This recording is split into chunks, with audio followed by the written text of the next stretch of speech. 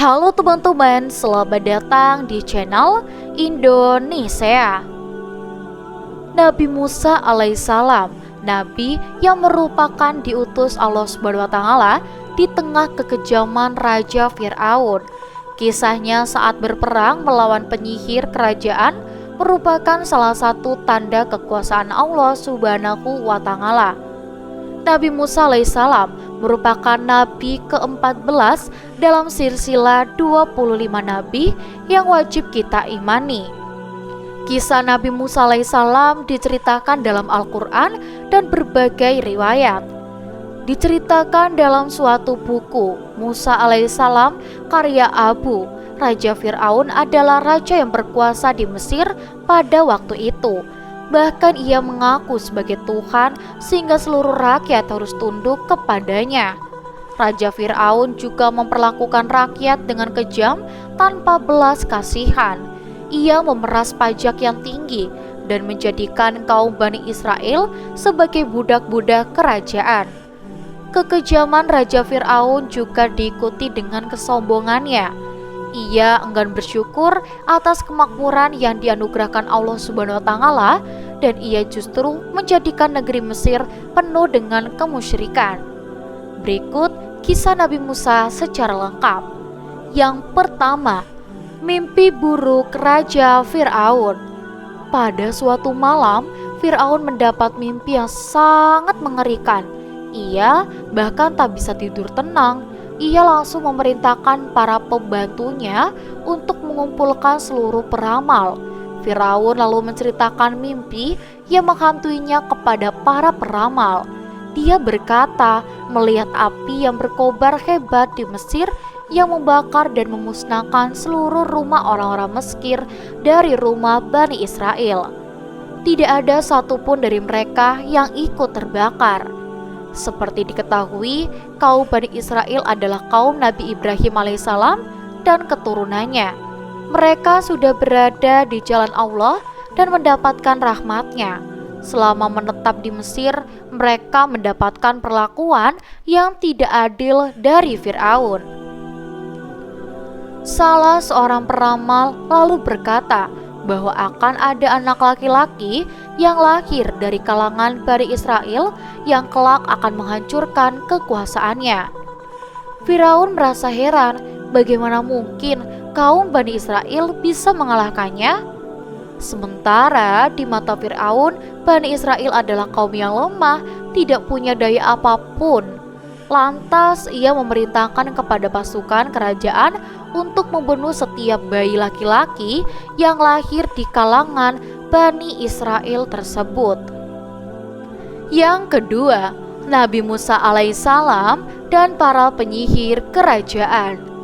Dikisahkan Nabi Musa alaihissalam adalah bayi laki-laki dari kalangan Bani Israel yang selamat dari kekejaman Fir'aun. Musa ditemukan oleh istri Fir'aun saat dihanyutkan oleh ibunya di sungai.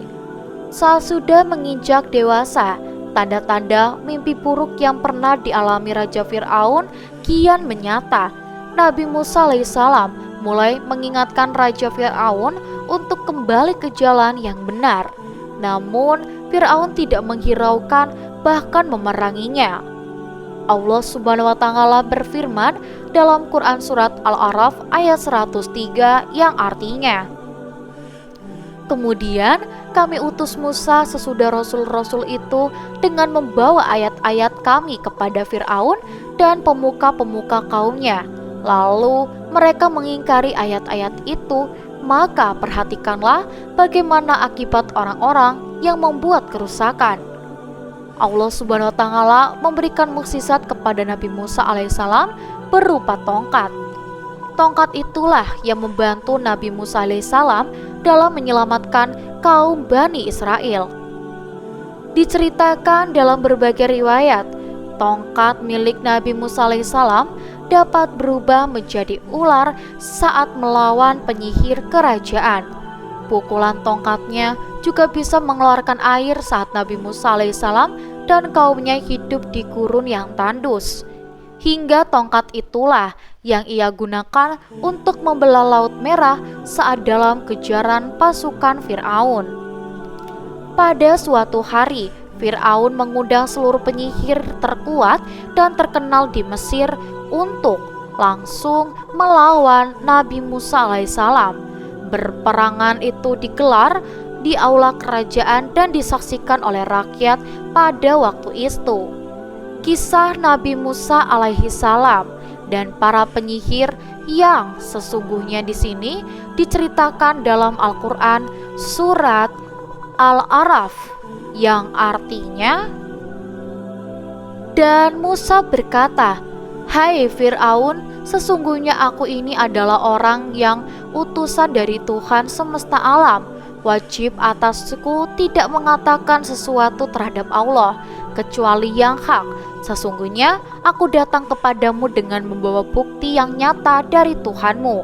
Maka lepaskanlah Bani Israel pergi bersamaku." Quran Surat Al-A'raf ayat 104-105. Fir'aun kemudian menjawab, "Jika benar kamu membawa sesuatu bukti, maka datangkanlah bukti itu jika betul kamu termasuk orang-orang yang benar." Quran Surat Al-A'raf ayat 106. Maka Musa menjatuhkan tongkatnya, lalu seketika itu juga tongkat itu menjadi ular yang sebenarnya, dan ia mengeluarkan tangannya. Maka ketika itu juga tangan itu menjadi putih bercahaya kelihatan oleh orang-orang yang melihatnya. Quran Surat Al-A'raf 107-108. Pemuka-pemuka kaum Fir'aun berkata, "Sesungguhnya Musa ini adalah ahli sihir yang pandai, yang bermaksud hendak mengeluarkan kamu dari negerimu." Fir'aun berkata, "Maka apakah yang kamu anjurkan?" Pemuka-pemuka itu menjawab, "Beri, tangguhlah dia dan saudaranya serta kirimlah ke kota-kota beberapa orang yang akan mengumpulkan ahli-ahli sihir supaya mereka membawa kepadamu semua ahli sihir yang pandai." Quran Surat Al-A'raf ayat 109-112. Maka penyihir pun datang dengan mengeluarkan semua tipu daya dan kekuatannya. Nabi Musa alaihissalam meminta mereka untuk mengeluarkan sihirnya terlebih dahulu. Kemudian atas izin Allah Subhanahu wa Ta'ala, Nabi Musa alaihissalam melemparkan tongkatnya dan menelan seluruh apa yang dikeluarkan oleh penyihir. Ahli-ahli sihir berkata, "Hai Musa, kamukah yang akan melemparkan lebih dahulu ataukah kami yang akan melemparkan?" Quran Surat Al-A'raf ayat 115. Dan pada akhirnya para ahli sihir kerajaan tunduk dan bersujud kepada Nabi Musa alaihissalam. Saat itulah mereka langsung mengatakan keimanannya kepada Allah Subhanahu wa Ta'ala. Untuk teman-teman di rumah, jangan lupa untuk like, komen, dan juga subscribe.